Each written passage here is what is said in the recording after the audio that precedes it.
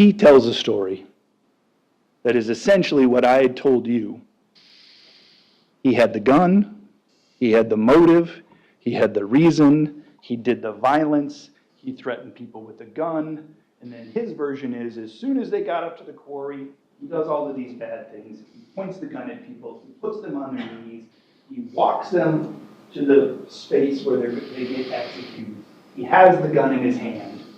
And the story that he's going to try to sell to you, the story that he used to dupe the police, the story that he's going to tell you is, I just put the gun on the hood of my car, and I was worried my Bluetooth on my phone wasn't connected to my car.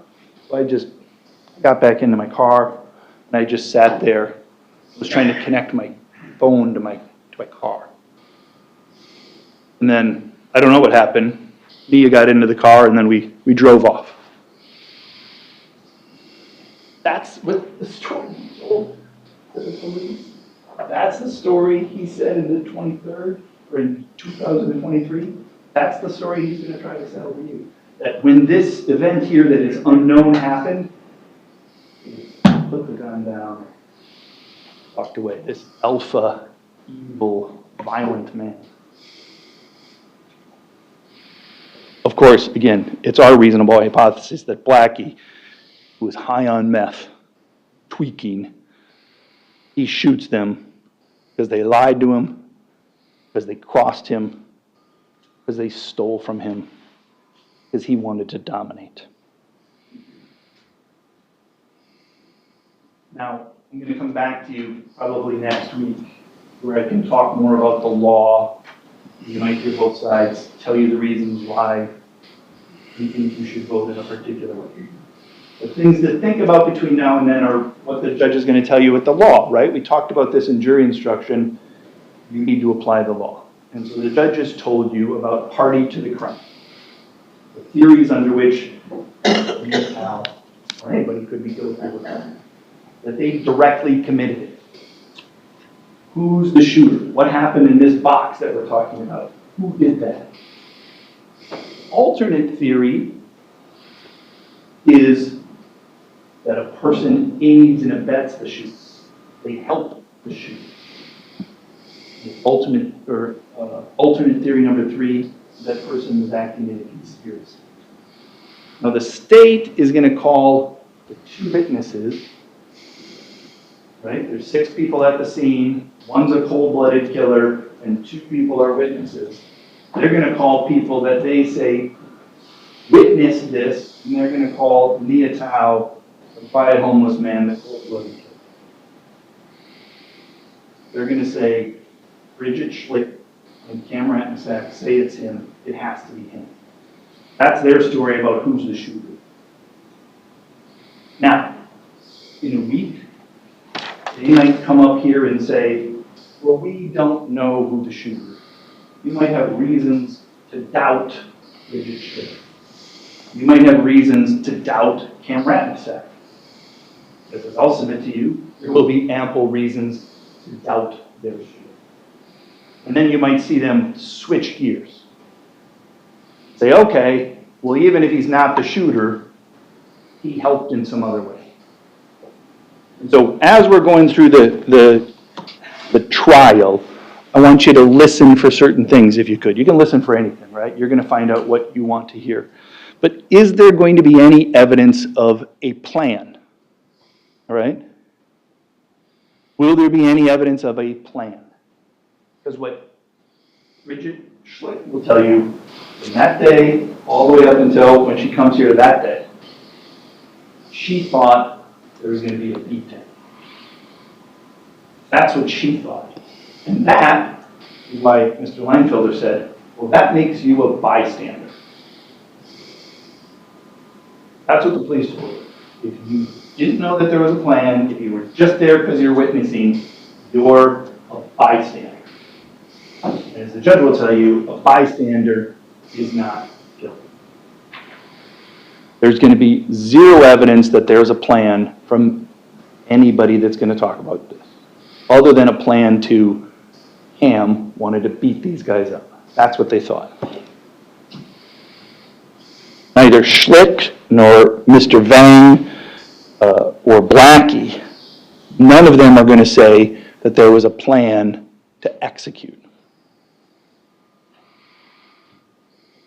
Now, the reason that's important is what we talked about beforehand.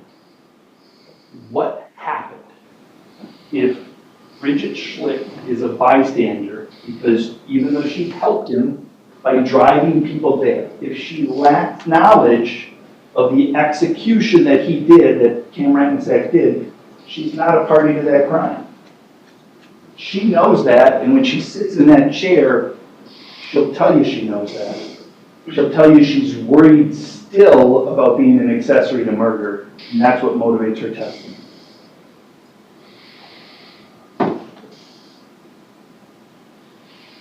So what you'll need to hear is what makes Mr. Thao, other than his gender or his race, what makes Mr. Thao different from Bridget Schlick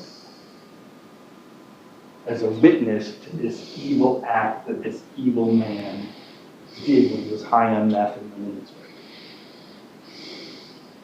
One other thing that you're going to learn about from Mr. Schlick that others haven't got to hear in the past is that, or excuse me, from Mr. Ratnasak, Blackie. When Blackie was in jail, after he gets done talking to the police, they put him in the La Crosse County Jail.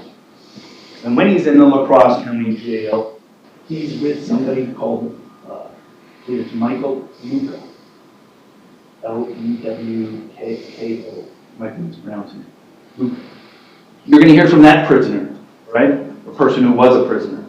He's going to come here and say, I was in a jail cell with Cam Ratnasak after this homicide. You're going to hear that he goes to mental health professionals and say, I'm with the guy who did the shooting. And then those health professionals tell that to Mr. Leinfelder. Mr. Leinfelder goes to ask him about it. You'll hear about what Mr. Leinfelder says, which might give you reasons to think Mr. Leinfelder was skeptical of what Mr. Lucas said. So what Mr. Lucas says is, I'm in a cell with Cam Ratnasak, but I'm talking to Nya Thao across the hall, across another space.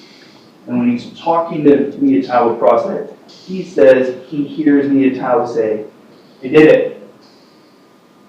They're going to bring forward a witness who's going to say he was in with Cam Ratnasak. It's not Cam Ratnasak who told him it. It's not Blackie who gave them information about what happened. That's not how Mr. Lucas got the knowledge. It's not from watching television. It's not from reading the criminal complaint. They're going to pitch to you, they're going to sell to you that this man in a jail cell is going to tell you, Nya yelled across the hall, yelled across something else to this other person and said, I did. And the only person you're going to hear from the jail about that is Cam Ratnasak's bunkmate, roommate, cellmate. I don't know if they're actually in the same cell, but they're in a pod together. That's what they're going to bring to you. Because Blackie, the alpha male, he dominates. He wants to continue to dominate. The one good thing that you will learn at the end of this is Blackie was sitting in there. Since the last time Blackie got into that chair and testified, after he tried to dupe and manipulate others, since that time, he's come into this courtroom to that judge, and he said he's guilty.